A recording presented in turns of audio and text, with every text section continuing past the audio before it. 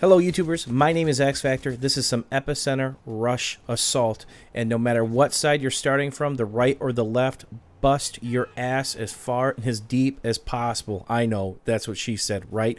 Why? Because sometimes it's hard to get to this point if the defenders get set up. Now, for those of you guys going next gen or getting to PCs, this is the elusive 64-man Zerg style. What does that typically mean?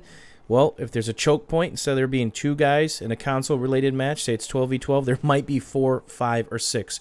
Your screen shakes more, and as you kill 1 or 2 guys, you always got to expect more around the corner. So you got to be prepared and kind of be ready around every corner you take. And sometimes you see me pre-aim at spots because I'm expecting there to be somebody, right? A lot of times there isn't. But if you're not ready, you're probably going to get shot in the face just because there's that many people and that much saturation. Get both MCOMs set. You got to know where they can come from. Stairwell, left side, middle by the scaffolding, far right as that guy does the splits and he flies. This is the reverse grenade. I've done a tutorial on that. I've shown how I've gotten multi-kills, and it is hilarious. You see the hit marker there. I didn't kill somebody. And some of these maps are the best. Talala, Market, Epicenter. There are just some low-hanging walls, which that grenade will go perfectly over and drop about, I'd say, 10 feet off your back shoulder. No one expects it. It literally bounces once and blows up in their face. There is no time to escape. All your kills belongeth to me. Right? So sitting back on the MCOM, kind of surveying the area, all these friendlies. See all my friendlies? They could get reverse grenade there. There are certain spots that are better than others, and Talala Market's the best. And you guys, whoa, what's going on? Got a little happy there. I found an ammo crate in the wild, which doesn't happen all that much. So this is M416, heavy barrel, no grip, and red dot, and thankfully my teammate is shooting at me, making my screen extra shaky. So I'm actually going to back off for that very reason. The last thing I want to do is be ADS, and all of a sudden a guy show up, and I can't hit him because the screen just won't stop shaking. This is a great spot to play. Some people bipod under that, and that's a pretty legit spot to go bipod because it's going to cut everybody trying to cut back. And that's the thing about Epicenter. If you're a defender, there are so many spots to breach and just back rage with an LMG or your gun of choice. I've shown it a couple times breaching one of the 3 or 4 different lanes and making the enemy team pay the price for not spreading out and not watching. This entire area is called Upper Highway, and look at this first little lane. It's a great way to cut people off on that far rubble pile. More importantly, you as assaulters want to take this Upper Highway and push further to where my teammates are on the right, because their view right now is absolutely beautiful. They've got everybody running mindlessly to the MCOMs, and they're cutting them in half. You can actually jump on this rail. See how I did that? It allows you to shoot off the container, and you can do the same up here when this tree's dead. If you want a great vantage point, noob tube the tree, RPG the tree, and jump on that rail. It's a great shot. Now, this is the vantage point I was talking about. Isn't it just beautiful? So on Epicenter, if the defenders give up the flanks, it's over, because the middle is an absolute crapshoot. You can give up the middle, but you gotta have the flanks, whether you're assaulting or defending. And look at this just wonderful view, and I think I'm getting bipoded there. So as long as I've got 3 or 4 friendlies behind me, I can assume that I can play this angle right there as I finally get picked off. That's called Crown. Now, I chose to spawn on this guy because the MCOM set and people are dying. Sometimes I spawn back into safety. Sometimes I rewalk a lane. If we get wiped out and we get flanked, if I get shot in the back, typically, if we don't have an MCOM set or we're still getting pushed around, I will spawn back and completely rewalk the lane. It's up to you what you want to do, and we get both MCOMs and try to time to shoot the retreaters in the back. There is no white flag right here.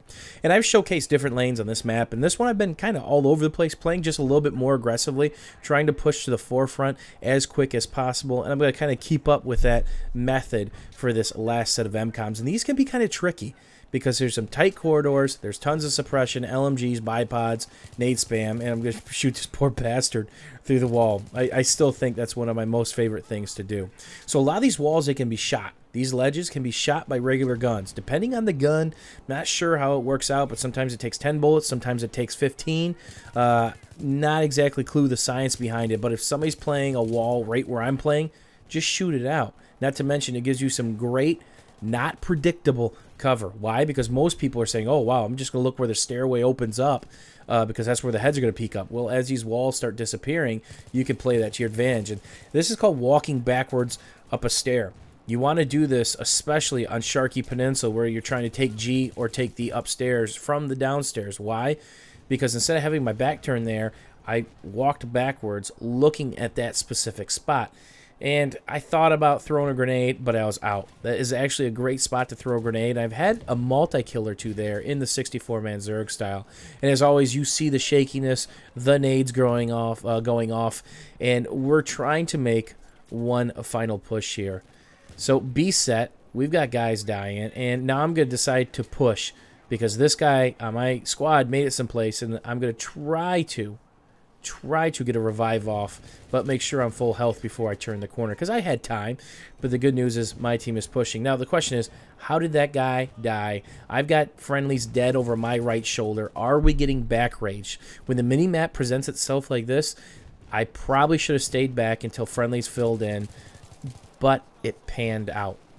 Just remember that. When you see a bunch of dead guys next to you, you're probably going to get back raged, especially in this 64-man.